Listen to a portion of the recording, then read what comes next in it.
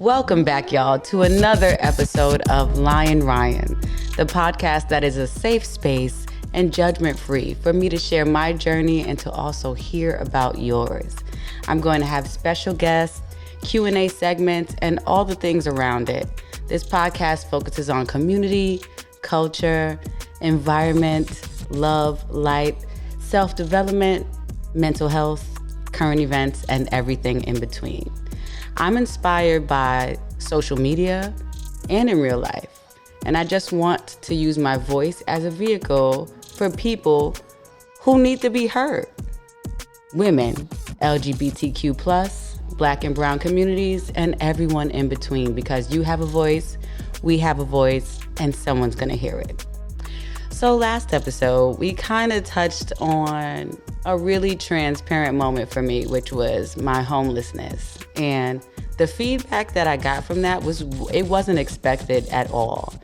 I got some good and some bad, actually. I had people that said, you don't have to tell these things. You don't have to tell these stories. And I had people like, wow, I'm currently going through that. And I had no idea, because some of the people who told me that they are currently couch hopping, they lit. Like, they're super lit. They're on social media, they have cars, or maybe it's not their cars. I don't know. But they have everything that I thought that I was working towards. They had it going on. And they'll let me know, like, Ryan, just because you were couch hopping doesn't mean you were poor. Sir, let me tell you something. I was struggling. I was messed up out here, and I had no idea how to find balance. I was wilding. I did not take care of myself, my body, my mental health, and definitely not my bank account. I was irresponsible, and I can value that. Like, I learned a lot from that crazy part of my life, and I will never be there again. Like, that was the last time. That was the last time. I literally told myself after that time, Ryan, you will never, never be this low again. Never. Because there's different kind of lows. I'm never going to be carrying around a duffel bag to the club again because I don't know where I'm sleeping. I'm not doing that. That's not what I'm doing, and that's what I did. I feel like my life was chaotic, and I was around a lot of people. Like, it wasn't about them influencing me, but maybe they did. Maybe I thought that everything was a party and I had to be lit. Like, I had to be super popular and super seen. So I made sure that I was everywhere no matter what, even if I had $1 in my pocket. Ladies and gentlemen, do not, and everybody but don't do that shit. Don't do that. If you have the opportunity to work a job that you don't want to work, or catch a quick gig that you don't want to catch, like literally Uber Eats, Grubhub, Instacart, like, go do that. Don't walk out here just with $1 in your pocket because you're trying to be next to Kid Cudi. You know what I mean? Don't do that shit. It's garbage. It's poor mental health. Like, it's bad. It didn't make any sense for me. You know what I mean? What happened since last episode? We talked about more gay shit. I talked about that. Also, Will Smith thing is still happening. But you know what's the crazy thing? And like all the big media stuff, Will Smith's story is still the slap heard around the world. Everybody's still talking about it. It's never going to go away. And y'all need to understand that. But you know what I'm seeing now is the big celebrities talk about it. And it's so interesting to hear because they don't want to say nothing wrong. And I don't know if it's because they don't want to get slapped or because they don't want to say the wrong thing and get canceled. But Will Smith is getting fake canceled for slapping someone at the Oscars, and a white woman just killed her black boyfriend, and she ain't even in jail. Like, she's in the camera with blood all over her body. She killed her black boyfriend, and she pleaded like insanity, and she's not even in jail. But Will Smith gotta get canceled from the Oscars and get all of these sponsorships taken away because he slapped one of his brothers. No, violence is not right, y'all, but murder's wrong. Murder sucks. And she's not even in jail. I know y'all heard this story. Like this woman, this white woman, she's on all these podcasts, she's on all these shows, and she was on a really popular podcast before she, killed her black boyfriend. And the interview was like, so what do you do? She's like, I have an OnlyFans. I'm an influencer. Ooh, you know what I mean? Like, this is what she's saying on this interview. And she was like, yeah, no, I only like black men. You know what I mean? Like, this is what she's saying. Oh, she only loves black rich men. You use black rich men, and then you kill them, and you're still walking free. I mean, you just out here. But Will Smith got 10 years of not being in the academy. Like, suspension, like, the fuck out of here. This shit is so dumb. This world, I don't know what is going on with this world, but I will tell you right now, after the pandemic, the killer bees, the UFO, the bomber, the Brooklyn bomber on the train, what is going on? Am I missing something? A guy on the train, and also you're probably gonna call me a conspiracy theorist after this. A black man was accused of smoke bombing the train. He dropped a bomb, people went out in a frenzy, and then he shot the train up, like shot at people, and then escaped because he had an MTA worker's outfit on. When they arrested this man, first of all, this sounds like something out of a comic book. This sounds literally like a Marvel comic. Are you shitting me? A black man bombs a train in an MTA worker's outfit and then shoots it up and sneaks away without getting caught on camera. And no one catches it. No one catches this. So then when they arrest this man, it's an overweight man, like with titties. Like he's overweight. Like he got, you know what I'm saying? He's heavyset. Where was he running to that fast? What is this story about? What am I living? I swear I'm living in a simulation. This world is literally not the real world. And this is why I feel like I'm in the Matrix. And that's why I'm not going to take everything so seriously. I'm still going to make sure I'm good. I'm going to be good to myself and the people who I love around me. But there's no way that I'm going to sit here and take all this shit too seriously, because y'all, this ain't even making sense, God. This ain't making sense. If you religious, I need you to ask somebody, like, what's going on? You know what I'm saying? Like, we got a pandemic, extra viruses everywhere. Like, what are you guys talking about? I need a drink. I can't even do this. Before we start this conversation, the world is filled with chaos. That's why I try to stay to myself. I'm not a recluse. I don't stay in the house all the time because I'm scared of people or scared of outside. But it's more like I enjoy my sanctuary and my sanity, and I enjoy the peace of mind that I get by not making myself so accessible to every single person around me. Let that sink in. Like, we all have those people who just like enjoy drama.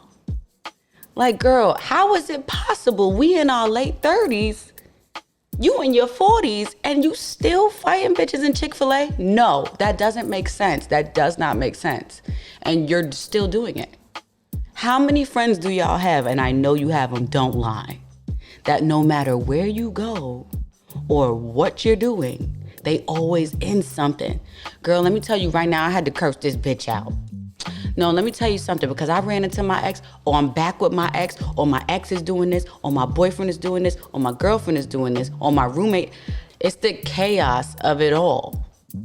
It's like you want the drama because it's stimulating. It's like almost addicting at this point, right? You ever have people that you're always around and no matter what, it's just gossip. It's just gossip. I'm not saying that I always talk about productive shit. That's not even realistic. I'm silly as hell. All I do is make jokes. But I can tell you what I do the least out of everything is drama. Like, I just don't do drama. So when it comes to like over gossiping, I pay attention to shit like that. Or when you're talking about people, but you can't stop talking about them, and every single conversation is about the people in your circle, including your family members. Yeah, I'm talking about family too. When everything is like, you seen cousin Patricia, you seen her girl. Yeah, shut up. You always want to talk about something. You want to talk about what they did, whose man's cheated, who stole from whom, who's lit, who's not lit, who borrowed money, who has a car, who doesn't, who's homeless, who's not. Obviously, if you're addicted or stimulated by chaotic situations, or everything that you do is filled with drama, even if you are a professional. I'm not talking about only hood people. No, everything has to be somewhat chaotic or filled with drama. You have to talk about something or someone as if they are bothering you, or as if you have some confrontation with them. Professionals do this. Millionaires and billionaires do this. It's just a personality thing. It also comes from childhood. So say you have a childhood of a lot of yelling, a lot of screaming, a lot of fighting. It could even be passive aggressiveness. You know what I'm saying? Like passive aggression in your family. You see your parents are always fighting, but they're not. That shit trickles down, bro. You don't even know you're doing it sometimes. So it's possible to have so many trauma responses that you don't even know when you are addicted or somewhat bored by normal stuff, right? So like, if you're addicted to chaos and drama, and you realize every conversation you're having when you pick up the phone is about something that's gone wrong and what you got to do about it, or how someone's bothering you, or how to get out of a conflict, that is not normal. It's not normal, and it doesn't have to be that way whatsoever. It doesn't have to be that way. You know, I've recently learned that one of my trauma responses when I was younger, I don't do it now because it's definitely a pet peeve of mine. I used to yell first. Like I used to yell if I was trying to explain myself and I was having like a back and forth, I would yell first before just explaining myself. And that's a trauma response from me not being able to express myself early on. I had no idea that I was suppressing so many emotions, and I wasn't being heard enough. So what I used to do is just start yelling. I would yell, and y'all gonna hear me because I'm yelling. That's totally wrong. You know what happens when people yell at me now? I shut off so badly. I shut off, like my ears shut down, my mind shuts down. I turn into a monster because you've yelled at me too much. You know what I mean? It's never good. Chaos is not good. It can seem fun because it's kind of like stimulating, I guess, but it's just not cool. Like your life, if your life is not a reality show, don't try to make it into one. Because what you'll end up doing is just like putting yourself into a mental like hole. What are you doing? If the cameras ain't rolling, girl, stop acting like somebody's following you around, because they're not. How about you heal yourself? Everything is not dramatic. Everything is not about yelling at someone, fighting, or getting your point across. Sometimes getting your point across is chopping them off. Period. What I like to do when sometimes there's people around me that do love that drama and they try to kind of suck me into it, respectfully, you got to go on timeout. So this depends on the person as well. If I've known you for 15 years and I know this is just you, sometimes you like to gossip, you try to pull things at me or try to even push my buttons a little bit, I can take you in doses because I know what you're doing. You deserve to be in timeout. You can't be here. And that goes for family members too. I have friends that are closer to me than family members. I have friends who have done more for me than any family member has done. And if a family member is toxic, I want y'all to know that you are not wrong for putting them on timeout. And I'm saying that trying to be nice, because actually, in all actuality, I cut people off. I block them. And I don't care if you're a family member or not. Because if you hurt me, if you make me feel sad or angry or uncomfortable, I don't care if we are blood or not, it's unacceptable. Especially if it's a thing that's repetitive and it's been happening for years and I've given you chance after chance. It can't happen. Also, respectfully, I speak up. I tell people what boundaries are. If you feel like you really feel like you need to tell someone, hey, every time you come around me, it's a little bit dramatic. I would like us to have some space. So you can say that. And if they choose not to accept it, you're clipped. Like, who cares? You can't be for everyone and everyone is not for you. I've lost childhood friends, and I don't call it a loss, actually. I've gotten rid of childhood friends that didn't understand what boundaries are, bro. You can't call me every day unannounced because you're not my best friend. You can't show up at my door because you're not my friend, my family member, or my lover. You're not. You are a person that I've known since childhood. And somehow, coincidentally, every time you come around, it's some smoke. I don't want that. I don't go around fighting people. I don't do that. My life is filled with enough violence. I will never physically fight anyone if I don't have to ever again in my life. That's how tough it was for me. Absolutely not. So let people know that your boundaries are valid. There is a thing called boundaries, and you can set them. You might feel uncomfortable if you've not done it before, but it's okay. Tell people, no, thank you. Yes, I can come here at this time. Wait, absolutely not. No, you can't bring your friend. Please, don't FaceTime me at 6 a.m. in the morning. You know I'm sleeping or I'm getting my booty rubbed. Period. Don't do it. It's called boundaries, bro. Shit. Anyway, speaking of chaos and drama, here comes a very special story time.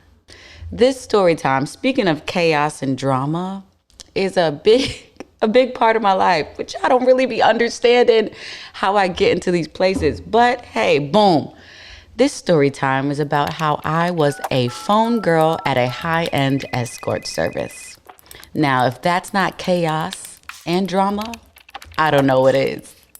So, this was years and years and years back when I needed money. So one of my close friends at the time decided to go on Craigslist and look for a receptionist job. It said a receptionist. We both went to the interview. And for some reason, this woman would not let us interview in the actual office. She made us meet her in Times Square in some random ass cheese shop. You know when you go into, not Times Square, Grand Central. So you know when you're in the train station in Grand Central and there's like bakeries and oysters, and she made us interview for a receptionist job there.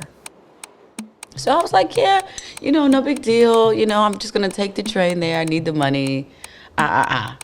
So I go and meet this lady. She's mad sketchy. Yo, let me tell you right now. It's this rich white woman with a flip phone. Bang, I should have known right there. Shorty had a flip phone. Why do you have a flip phone? This is not flip phone times, guys. I'm trying to let you know. This is sketchy.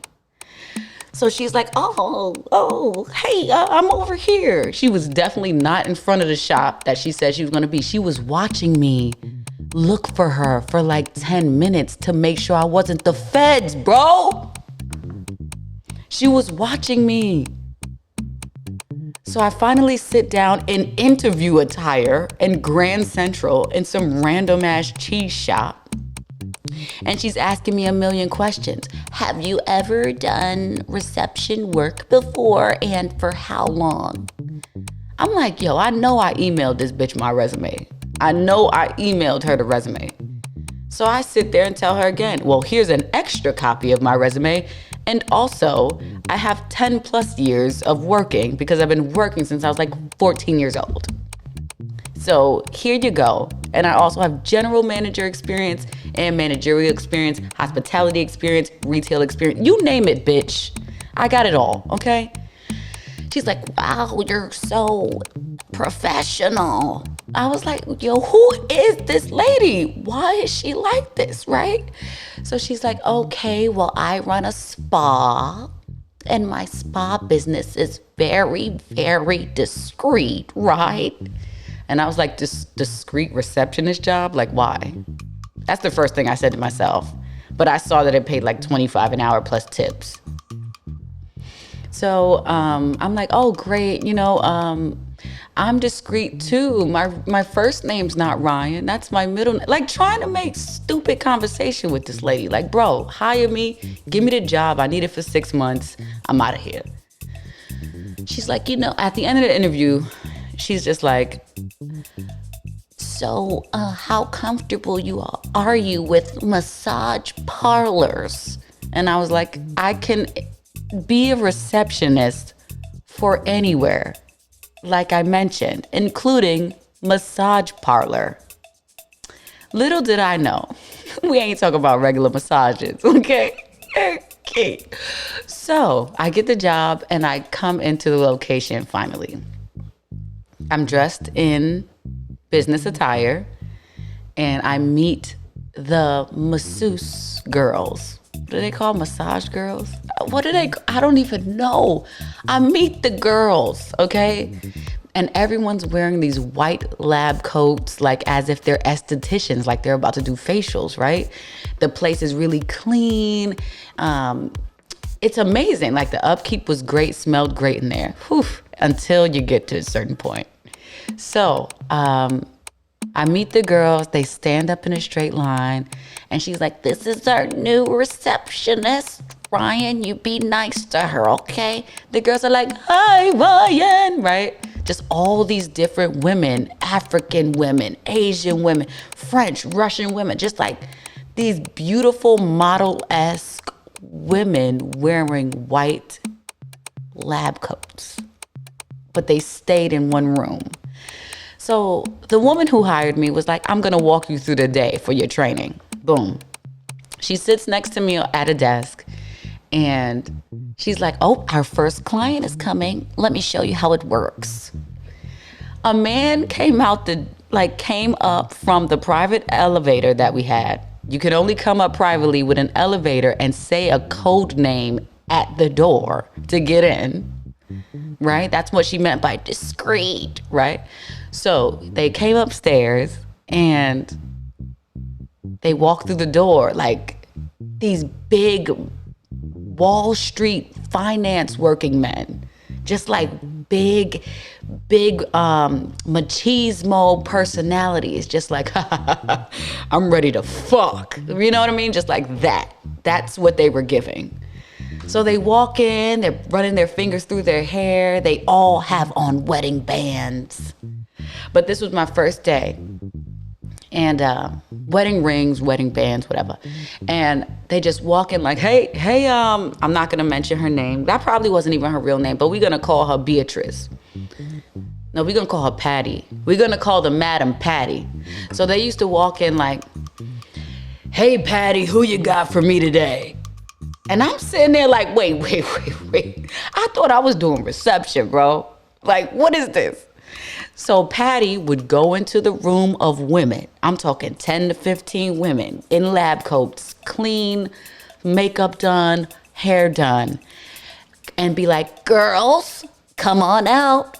Danny DeVito's here. They all had like these undercover names, so they named themselves after their favorite people. This guy's alias was Danny DeVito. Hey, ladies, come on out. Danny DeVito's here. So they would line up. Hi, Danny. All in unison. Bitch, this is my first day at a job from Craigslist. Do you understand the confusion in my face, in my body language? Do you understand how I wanted to run out of there? I was like, God, I'm the only really black person up in here. I'm not trying to go to jail. You know what I'm saying? Like, what's going on? So I still didn't know. So Danny DeVito's sitting there like, ha, ha, ha. Yeah, you got a good selection today, Patty. Ha, ha. She's like, I keep my girls in check. Like, legit, in front of me. This is how this lady is talking about grown women, but they were like with the shits. So I'm just sitting there behind the desk with my arms like, my hands like, I don't know, bitch, I just wanted to cry, okay? So then he goes, I think I want an Asian today. Like, this is how it works. The women come out, they stand in a line, some man is touching his dick, and he chooses who he wants to fuck on his lunch break. This was my life, y'all. So he chooses the girl giggles, strokes his ego. She goes, you look so good today, handsome. That's what she said, or all of them said, in whatever accent they had. Yo, there were some girls there that said they were British. They were from the Bronx. They were never in England. They never been overseas. This is the life I was living, like mad crazy. So he chose the Asian woman, and they would go to the back room. They'd set a timer for either 30 minutes, an hour, or 2 hours. And the lady, Patty, would have me go to the room when the alarm clock almost goes off, when their session is done, their massage session, and would be like, okay, they're done. What you do now is you knock on the door, you open it because they're getting dressed at this point, and you just say, how's everything going, right? What? What? Let me tell you why this is messed up, yo. Because once I got the hang of it, I was doing all the work. Like, boom, today, what's up, Danny DeVito? Yeah, Hey, Danny DeVito, we have a plethora of unique, eccentric women in today. We would love if you just come on in and give them a try. Like, this is me. I stayed there for like a year doing that. That's called pimp. That's terrible. What was I doing? What was I thinking? I used to walk into some rooms and it would be women, you know, dudes would ask for like 2-3 women at a time. And what was my role? If the old lady wasn't there, I used to have to be like, hey, get up, 3 of y'all, room 5, ASAP. That's not cool. And I caught myself doing that. I was like, I had to snap out of it. Like, Ryan, you are not a pimp. But the money was crazy. The tips were nuts. The girls used to tip me. The guys used to tip me. And then I got paid my regular hourly wage. Yo, I used to go home and just be like, who wants drinks? I'm buying the ball. Wildin' out. The worst part of me being there for so long and getting into that lifestyle was I am so jaded by everything. Like, I can't even see anyone the same way. And that stuns me. That's kind of messed up, because I used to see things so crazy. Like, first of all, it was all these married, big business working millionaire men fucking escorts on their lunch break. They only needed an hour, and they used to have their driver drive them right back to the office like nothing ever happened. Everyone had a wedding ring on. Everyone was married. Everyone had kids. You know, sometimes they used to get so close with me. Some of the clients would get so close with me, they would show me their family pictures. And I'd have to sit there like, oh, Jimmy John, you're so cute. Jimmy Jean, oh, nice to see you today. I'm sure Bridget had a great job. She did great, didn't she? I know. Give me my tip. I'm playing this game all day with these nasty people just so I can go home balling, talking like probably a lot of money a day, okay? Some days I came out of there with $1,000 a day just from working 9 to 5 like the average human being. For me, at that time, that was a lot. I had to deal with seeing women just like broken in half. They wanted these small, petite women, and these are like 6'5" to 6'7" men just having sex with these girls. And it's not like you can feel bad for the girl who's doing it, because you can walk out at any time. It's just that you have that psychological hold on you. And sometimes I made friends with some of the girls. So they would tell me like, hey, Ryan, I don't want to do this no more. And I'm like, bitch, walk out. I'm not holding you here. I'm not your pimp. I can't get in trouble. Because quite frankly, I'll beat all y'all up. I had to say that respectfully, because sometimes they got out of place. And that's why I knew I had to leave. Because what do I sound like? A pimp that's going to pimp smack you, right? That's exactly what I sounded like. I knew it was my time to go when I was like, I will beat you up. While I sit here in my business attire with this, I'll pick up the phone and beat you. You know what I mean? Like, I did not want to become that. And it seemed as if I was so driven towards what we talked about, drama and chaos, that it was fun for me. Working as a phone girl, for me, I'm not going against it. I'm not against sex workers whatsoever. I was a sex worker. A dominatrix and a stripper is a sex worker, by the way. That's another story time. Wow, can't wait to get there. See you there. So, I'm not against sex work. That's wild. What you do with your body is none of my business, and it's all of your business. As long as you are being safe and protecting yourself and protecting whomever you are working with. I'm not against sex work. But when I start becoming kind of like the person that hired me, which was technically a pimp, she never came to work anymore. I was the person picking up 3-4 phones at a time and making sure these women are in one room and out the other and cleaned up really quickly, or banging on the door and telling them, hey, you're too loud. Keep it down. We don't want the cops coming. That's crazy. I really did that.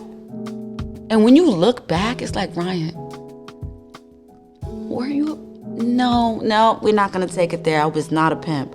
I was a phone girl for a luxury escort service. I saw terrible things. Some of the things I saw was like doo-doo stains on the sheets. I saw drunk men stumble in and out of there, whereas the girls were so traumatized after their sessions, they couldn't come back. I saw Pampers. I saw an elderly man who used to come in. He had to wear diapers. That's how old he was. And all he wanted to do was for the girl this is graphic. He wanted the girl to open his old school laptop. I ain't seen a laptop like this since the 80s. Like, I ain't never seen nothing like this. He wanted the girls to open his old school laptop. He used to push in like a DVD of porn and make the girls watch it. And then they'd have to play with themselves in front of him while he would like kind of play with his flaccid old man dick. I've seen shit like this by working in an escort service as a phone girl. I'm trying to let you know I don't look at anyone the same. No one. Because the people who walked into there seemed like everyday motherfuckers. I don't look at anyone the same. There used to be men that walk in there and be like, Ryan, you know who I want, okay? And I only can have room number 4 because that's the room with all the dicks in it. What? Yo, son, I can't make this up. I can't make this up. So, that's only just a little part of my life. I ended up quitting because, first of all, it didn't sit right with me that I was becoming who hired me, which is an elderly, rich, white woman who was running an escort service in the luxury of Midtown. No one knew. It was not a storefront. It was a private establishment. She had all her business licenses. And if they were to ever get raided, no one would go to jail but me. So that's why. I quit. And also I was about to beat a couple bitches up, period. So that goes back to how how to leave the chaos and the drama out of your life and try to move forward with as much flow and balance as you possibly can. I pride myself for finally living in balance and finally living in the flow.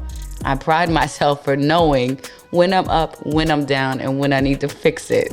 Because life is no joke. This is not a game. Thank you for listening to Lyin Ryan podcast. Y'all were thinking it, I just say it. Now tell me I'm lying. Peace.